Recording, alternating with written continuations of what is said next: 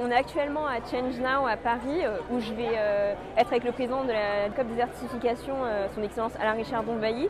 Bien évidemment voir tous les jeunes que j'ai rencontrés durant toutes ces conférences.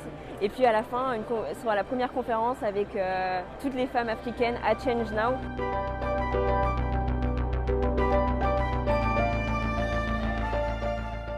Merem a été nommé ambassadeur de la COP 15 désertification pour pouvoir être la porte-parole du besoin, je dirais, d'implication de la jeunesse dans la recherche de solutions. Pour moi, les jeunes doivent avoir une place primordiale dans tout ce que nous faisons. La jeunesse est celle qui devra vivre avec une planète ou dégradée ou meilleure.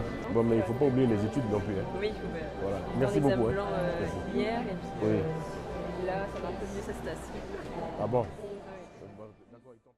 Là, on est arrivé sur le premier atelier où je suis, c'est la fresque de la désertification, où je vais animer. On a fait cette partie solution maintenant, de trouver des solutions concrètes pour lutter contre la désertification. Avec les personnes qui sont à Change Now ici, on va pouvoir échanger tous ensemble et trouver des solutions ensemble.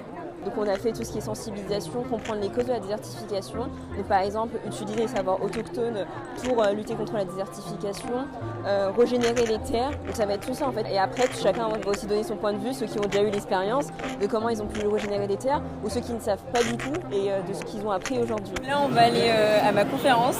Je vais parler d'ici 5 minutes. Ça va être avec Elisabeth Moreno et d'autres femmes africaines en fait, qui travaillent sur les questions de solutions en Afrique.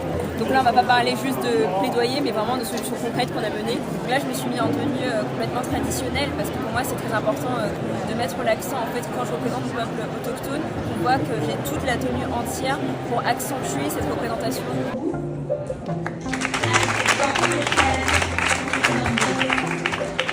When you speak about Chad, I think more of you don't know where is Chad. Chad in Central Africa. Je l'accompagne partout, comme vous le voyez ici, dans ses conférences aussi, dans d'autres événements. C'est quelque chose qu'elle aime bien. Et en tant que maman, je la soutiens.